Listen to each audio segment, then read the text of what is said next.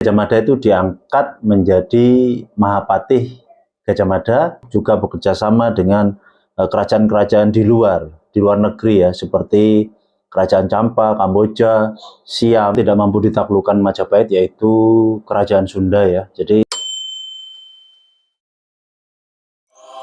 halo guys, ketemu lagi di Buku Hitam Channel ya. Kita dalam kesempatan ini kita akan membahas tentang berdirinya Kerajaan Majapahit. Kenapa kita perlu ya membahas Kerajaan Majapahit? Dikarenakan mungkin anak-anak zaman sekarang ini sudah tidak mengenal tentang leluhurnya atau sejarah-sejarah kakek buyutnya ya. Jadi dengan membahas ini kita mungkin diharapkan ke depan pelan-pelan kita akan mengenal siapa jati diri kita berasal dari mana. Nah, kalau kita bahas tentang berdirinya Kerajaan Majapahit, itu tidak akan lepas dari Kerajaan Singasari ya. Jadi Kerajaan Singasari ini berlokasi di daerah Malang dan didirikan oleh Ken Arok setelah turun-temurun, raja terakhirnya itu Kertanegara ya.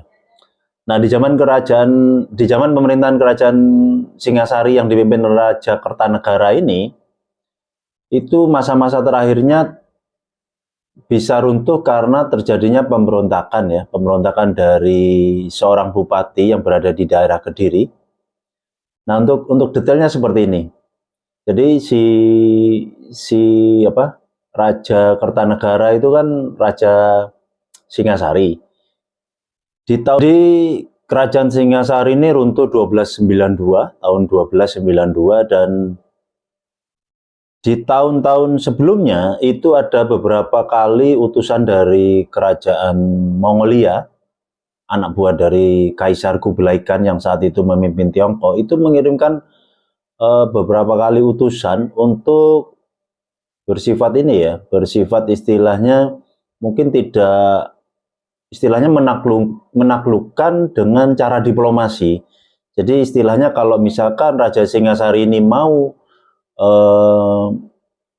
mematuhi atau menyatakan tunduk dan secara rutin memberikan upeti, maka tidak ada terjadi peperangan dan mungkin berada di bawah kerajaan Mongolia yang dipimpin Kublai Khan, dan tetap ada potensi kemajuan atau saling bekerja sama ya. Tapi waktu itu dari pihak Raja Kertanegara itu seperti ini ya, seperti tidak merasa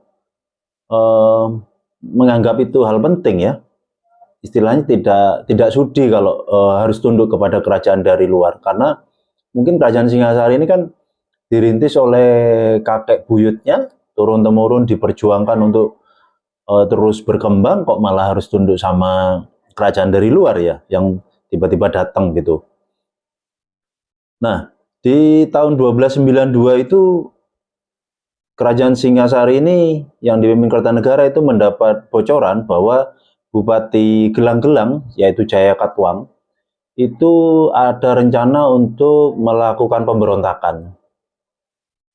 Nah, kenapa Jaya Katuang ini melakukan pemberontakan? Ini semacam balas dendam juga ya, karena kakeknya yang bernama Raja Kertajaya pada waktu beberapa puluh tahun sebelumnya itu dihancurkan oleh Kerajaan Singasari ya.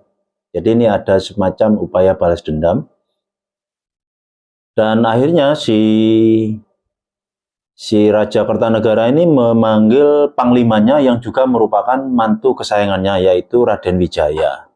Raden Wijaya, kira-kira kalian tahu nggak ya Raden Wijaya? Jadi Raden Wijaya ini adalah founding father atau pendiri dari Kerajaan Majapahit ya. Kenapa dianggap kesayangan? Ya kita hanya menebak-nebak ya, tapi waktu itu Raden Wijaya ini dinikahkan dengan 4 putri dari Raja Kertanegara. Coba bayangin ya. Jadi nikah jadi mantunya raja dan diambil mantu raja dan dikasih 4 putri. 4 putri kerajaan loh, bukan cewek-cewek rakyat jelata di masa itu ya. Nah, Raden Wijaya sendiri ini mempunyai garis keturunan juga dari raja-raja juga ya. Jadi bapaknya itu masih keturunan dari kerajaan Sunda Galuh dan ibunya itu masih keturunan Kenarok. Bupati Jayakatwang ini ada rencana untuk menyerang kerajaan Singasari, dan Kertanegara memerintahkan Raden Wijaya untuk menyambut serangan dari Jayakatwang. Akhirnya Raden Wijaya bersama pengawal-pengawal dan sejumlah pasukan yang dibutuhkan itu menyambut serangan dari Jayakatwang, dan akhirnya itu berhasil ya.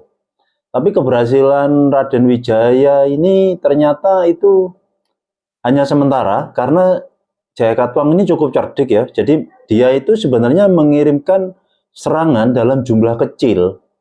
Dan intinya dia itu menyimpan kekuatannya setelah membaca situasi dan memperkirakan bahwa Kota Raja, di mana tempat pusat pemerintahan Kerajaan Singasari yang dipimpin Kertanegara itu mengalami kekosongan kekuatan karena prajuritnya kan dibawa Raden Wijaya. Dia itu menyerang ke pusat kota, ke kota rajanya si Singasari ya. Nah disitulah terjadi kemenangan dari pihak Jayakatwang, dan Raja Kertanegara itu akhirnya meninggal dunia. Mendengar itu, si Raden Wijaya itu akhirnya melarikan diri ke sebuah tempat.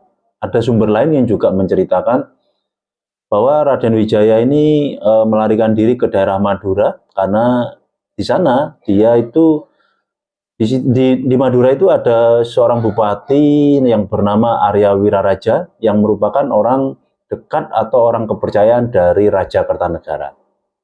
Akhirnya sampai ke tempatnya Arya Wiraraja, dan di sana Arya Wiraraja itu menyarankan agar Raden Wijaya ini menyerahkan diri atau merasa harus mengakui kehebatan Jayakatwang, menyerahkan diri dan berusaha mengabdi ke pihak Jayakatwang. Dan singkat ceritanya, dari pihak Jayakatwang setelah mendengar maksud dari Raden Wijaya yang didukung oleh Arya Wiraraja, akhirnya Raden Wijaya ini diterima ya sama Raja Jayakatwang ya, diterima. Setelah beberapa bulan mengabdi dan tinggal di tempatnya Raden Jayakatwang ini, akhirnya si Raden Wijaya ini mengusulkan kepada Jayakatwang untuk membuka lahan hutan, di mana di masa-masa tertentu Jayakatwang ini kan hobi berburu ya. Jadi si Raden Wijaya ini bermaksud membuka lahan hutan untuk menyiapkan lahan perburuan bagi Jayakatwang, dan dipilihlah sebuah desa yang bernama Desa Tarik, hutan tarik mungkin ya. Nah itu lokasinya diperkirakan di daerah Sidoarjo ya. Itu. Nah, dan di sana itu ternyata banyak tumbuh buah maja, dan setelah beberapa prajurit mencoba rasa dari buah itu ternyata pahit ya. Dan akhirnya Raden Wijaya menyebut daerah tersebut dengan nama Majapahit. Jadi di hutan yang sedang dibuka itu, yang nantinya dinamakan Majapahit itu, Raden Wijaya dibantu dengan pasukan-pasukannya mulai mempersiapkan lahan-lahan untuk perburuan dari pihak Jayakatwang. Sedangkan di daerah Sungai Berantas itu ternyata sedang berlabuh pasukan dari Mongolia. Pasukan dari Mongolia ini diutus oleh Kubilai Khan untuk istilahnya membalas ya atas hinaan dari utusan sebelumnya, karena utusan sebelumnya itu selain ditolak, itu utusannya juga semacam dipermalukan ya, dibuat cacat, ada mungkin yang kayaknya hidungnya telinganya itu dipotong. Jadi itu dari pihak Kubilai Khan sangat marah. Jadi selang beberapa waktu berikutnya mereka mengirimkan lagi utusan dan sejumlah pasukan untuk menyerang kerajaan Singasari. Tapi sayangnya Raja Kertanegara ini kan sudah meninggal dunia karena serangan dari pihak Jayakatwang. Nah, saat berlabuh di Sungai Berantas itu, pihak dari Raden Wijaya itu merapat, istilahnya mengadakan lobby ya. Dia menjelaskan bahwa dia itu sebenarnya pewaris dari kerajaan Singasari, pewaris resmi, dan mengajukan kerjasama, misalkan dari pihak Mongol ini mau membantu Raden Wijaya untuk mengalahkan Jayakatwang, maka berikutnya Raden Wijaya itu akan menyatakan tunduk dan mengirimkan upeti kepada Kaisar Kubilai Khan. Dan akhirnya pasukan Mongolia ini menyetujui dari rencana tersebut dan akhirnya mulai menyusun strategi untuk mengalahkan Jayakatwang ya. Dan singkatnya, upaya ini berhasil. Raja Jayakatwang ini akhirnya berhasil ditaklukkan dan akhirnya mereka itu menagih, dari pihak kerajaan Mongol ini menagih hadiah yang dijanjikan Raden Wijaya. Tapi Raden Wijaya itu bilang kalau hadiahnya itu berada di hutan tarik. Jadi kalau mau ngambil hadiahnya, ayo ikut ke tempat kami gitu ya. Dan ternyata kan si pasukan Mongol ini tidak menyadari bahwa ini hanyalah tipu muslihat dari Raden Wijaya ya. Mereka tidak tahu bahwa sebenarnya nanti setelah masuk ke hutan tarik mereka akan dihancurkan. Nah, akhirnya mereka masuk dan setelah sampai di pusat Majapahit itu sendiri, pasukan dari Raden Wijaya itu menghancurkan pasukan Mongol. Dan sisa-sisa pasukannya itu lari ke kapal dan balik ke Tiongkok lagi. Dan di masa itu Kubilai Khan itu akhirnya tidak terlalu merencanakan untuk balas dendam lagi, karena di masa-masa itu juga terjadi banyak pemberontakan-pemberontakan kecil ya di daerah Tiongkok sana. Jadi konsentrasinya ini terpecah. Nah, di masa itulah akhirnya si Raden Wijaya mendeklarasikan berdirinya Kerajaan Majapahit. Kita lanjut ya. Jadi ceritanya kan Raden Wijaya ini punya 4 istri ya, yang anak dari Raja Kertanegara. Lalu ada beberapa orang kepercayaan dari Raden Wijaya itu pulang dari daerah Sumatera, mungkin Melayu ya, dari kerajaan Dharmasraya itu membawa seorang putri yang merupakan putri dari kerajaan Dharmasraya, dihadiahkan kepada Raden Wijaya untuk dijadikan selir yang bernama Darapeta. Nah, dari perkawinan dengan Darapeta inilah Raden Wijaya mempunyai seorang anak laki-laki yang nantinya itu dinamakan Jayanegara. Jadi setelah Kerajaan Majapahit ini didirikan, ternyata itu banyak terjadi pemberontakan-pemberontakan ya. Terutama yang cukup terkenal itu pemberontakan yang dilakukan oleh Gajah Biru tahun 1314 dan pemberontakan Kuti tahun 1319.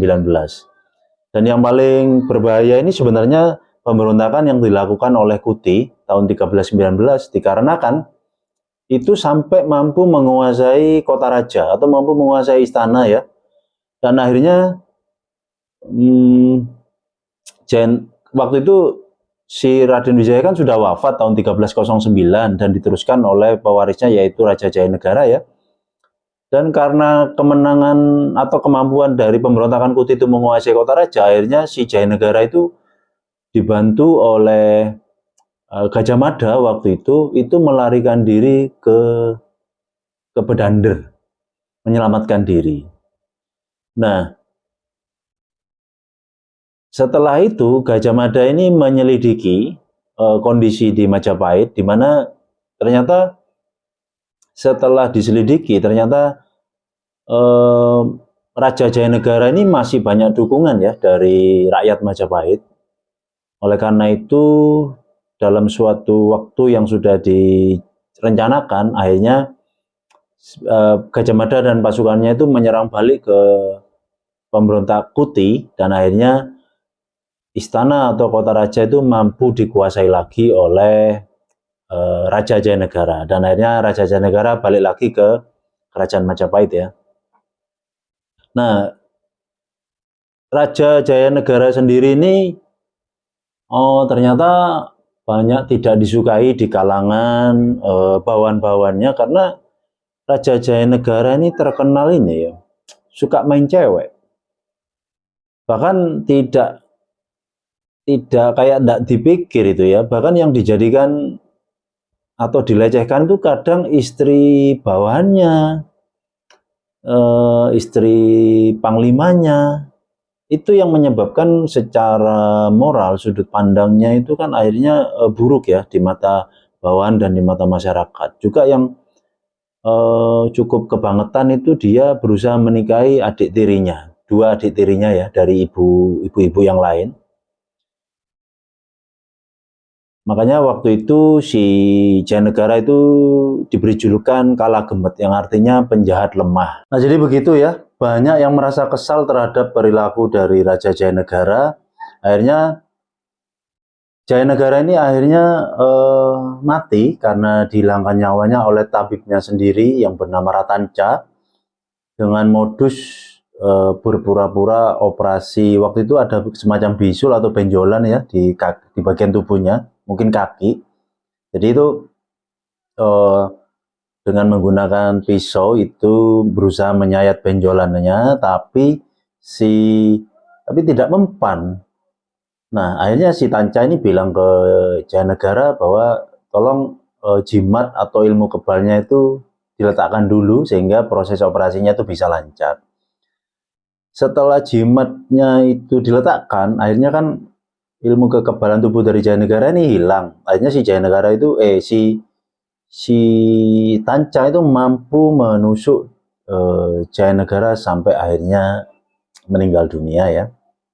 Dan tidak diduga-duga di dalam kamar itu langsung muncul Gajah Mada. Dan Gajah Mada lah yang akhirnya mengeksekusi Ratanca dengan asumsi seolah-olah menyelamatkan kerajaan ya. Karena kan raja dihabisi sama tabib. Si Gajah Mada tampil sebagai orang yang mengeksekusi tabib itu ya. Cuma sumber lain itu menceritakan kok bisa tiba-tiba Gajah Mada sudah di dalam. Apa jangan-jangan Gajah Mada inilah yang merencanakan itu semua, karena juga pernah didengar bahwa kerabat dari Gajah Mada itu sempat juga dilecehkan sama Jayanegara. Dan juga mungkin sebagai perlindungan terhadap dua tadi itu ya, putra atau putri saudara tirinya yang akan rencana akan dinikahi sama Jayanegara itu ya. Lalu setelah Jayanegara ini meninggal dunia, akhirnya tahta itu kalau secara urutannya itu jatuh ke tangan Gayatri.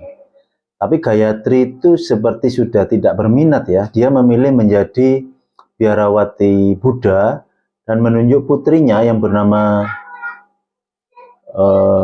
Dyah Gitarja untuk menjadi raja di kerajaan Majapahit dengan gelar Tribhuwana Tunggadewi. Saya rasa kalau nama Tribhuwana Tunggadewi ini sangat familiar ya di telinga kita, entah sering muncul di pelajaran-pelajaran sekolah dulu atau sering muncul lah pokoknya nama Tribhuwana Tunggadewi ya. Nah, di zaman pemerintahan Tribhuwana Tunggadewi inilah akhirnya si Gajah Mada itu diangkat menjadi Mahapatih Gajah Mada. Dan saat pelantikan itulah akhirnya Gajah Mada mengucapkan sumpahnya yang sangat terkenal, yaitu Sumpah Palapa, di mana Gajah Mada tidak akan makan buah palapa atau buah kelapa bila dia belum mampu menaklukkan beberapa wilayah di Nusantara. Akhirnya di tahun 1343 Gajah Mada mampu menaklukkan Bali, dan tahun 1349 mampu menaklukkan kerajaan Samudra Pasai. Dan akhirnya setelah Ibu Gayatri ini meninggal, akhirnya Tribhuwana Tunggadewi itu mundur dari jabatannya dan menyerahkan tampuk kekuasaannya kepada Hayam Wuruk di tahun 1350. Kita lanjut ke masa pemerintahan Hayam Wuruk ya. Di masa pemerintahan Hayam Wuruk, sebenarnya inilah masa puncak kejayaan dari kerajaan Majapahit, dikarenakan Hayam Wuruk ini banyak menjalin kerjasama, selain areanya itu luas, akhirnya juga mampu menjalin kerjasama dengan negara-negara luar ya, seperti daerah Champa, Kamboja, Vietnam, dan juga Cina.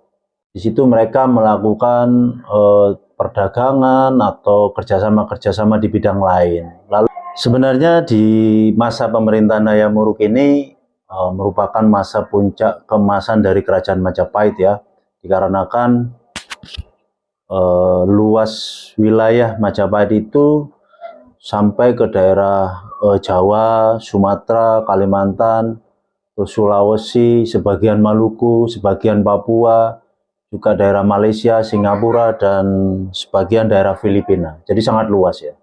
Dan selain itu juga Raja Hayam Wuruk juga bekerja sama dengan kerajaan-kerajaan di luar negeri ya, seperti Kerajaan Champa, Kamboja, Siam itu Thailand sekarang ya, terus Vietnam dan Cina. Jadi di masa-masa itu masa keemasan Majapahit di bawah kepemimpinan Hayam Wuruk. Tapi ternyata kan tidak semua mampu ditaklukkan ya. Ada juga beberapa kerajaan yang tidak mampu ditaklukkan oleh kerajaan Majapahit di masa itu ya. Salah satu kerajaan yang tidak mampu ditaklukkan Majapahit yaitu Kerajaan Sunda ya. Jadi waktu itu Pulau Jawa ini dikuasai, sisi timur dikuasai oleh Kerajaan Majapahit dan sisi barat dikuasai oleh Kerajaan Sunda. Raja dari Kerajaan Sunda bernama Linggabuana.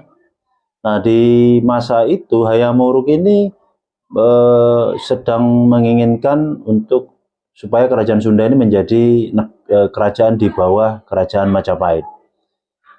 Tidak dengan berperang, tapi dengan cara menjadikan putri dari Linggabuana, putri dari Kerajaan Sunda yang bernama Dyah Pitaloka itu menjadi istri sekaligus permaisuri dari Hayam Wuruk. Si Linggabuana itu juga merasa senang ya, karena mendapat mantu seorang raja bernama Hayam Wuruk, seorang raja besar ya.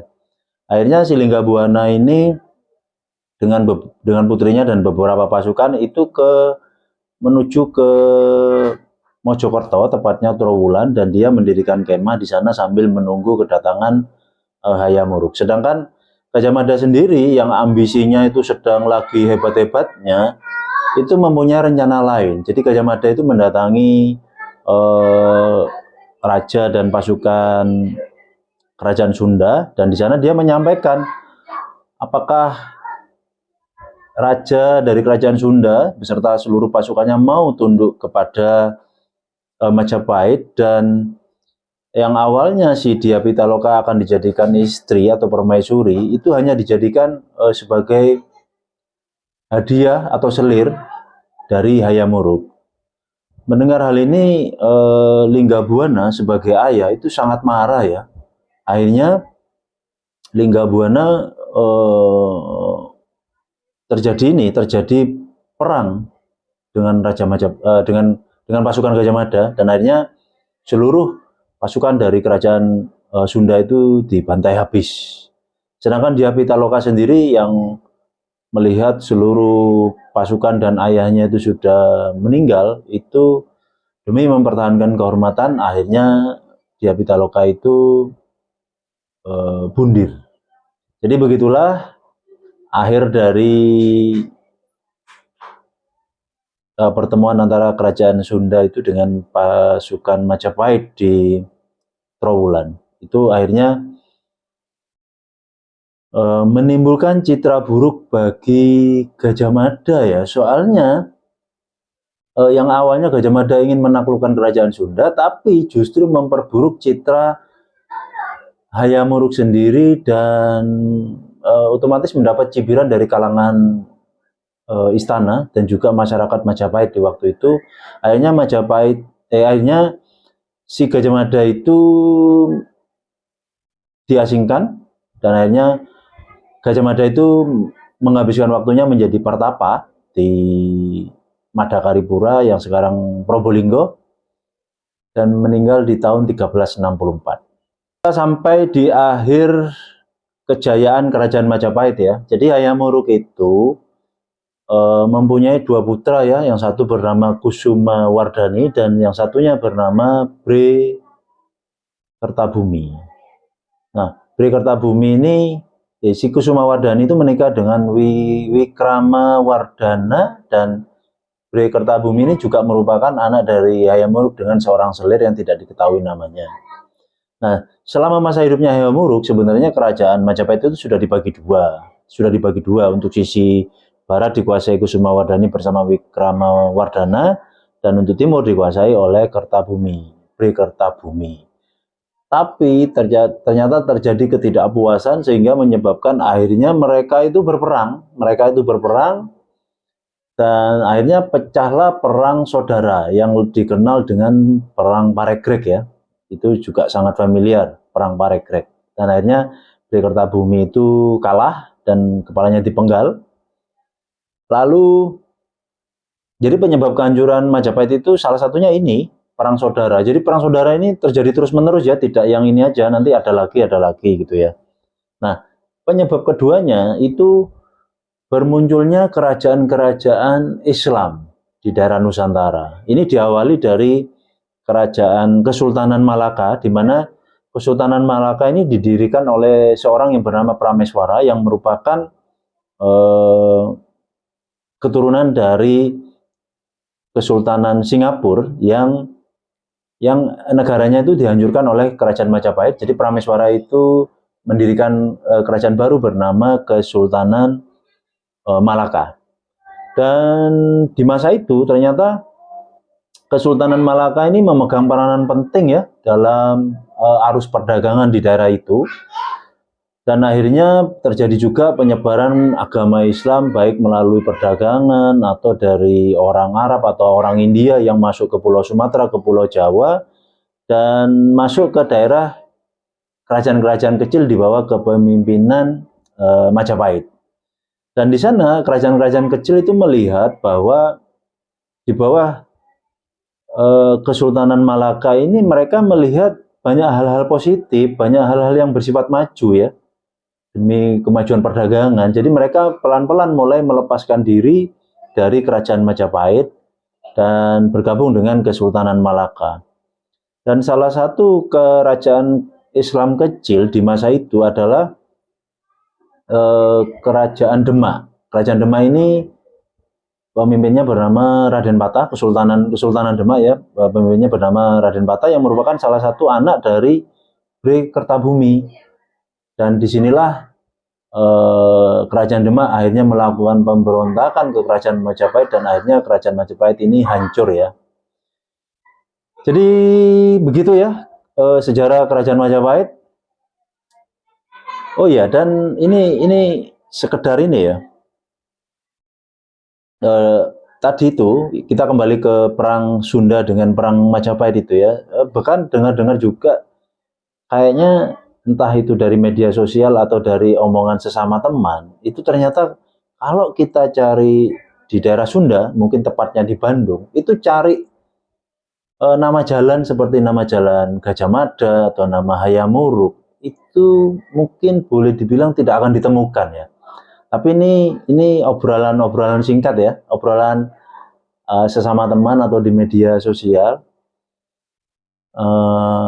Berbeda kalau di kota-kota lain ya, mungkin setiap kota itu pasti ada nama Jalan Gajah Mada atau Jalan Hayamuruk. Tapi kalau saya pernah dengar di Bandung itu tidak ada. Ya mungkin itu ada kaitannya sama apa perang Sunda, perang dengan Majapahit ya di masa lalu itu ya. Jadi begitu teman-teman. Kalau ada cara penyampaian saya yang salah, saya mohon maaf. Kalau ada isi dari ini masih ada kurangnya, silakan teman-teman bisa menambahkan di kolom komentar, karena juga saya mempunyai banyak keterbatasan ya. Oke, sekian dulu videonya. Terima kasih yang sudah menyimak. Sampai ketemu di video berikutnya.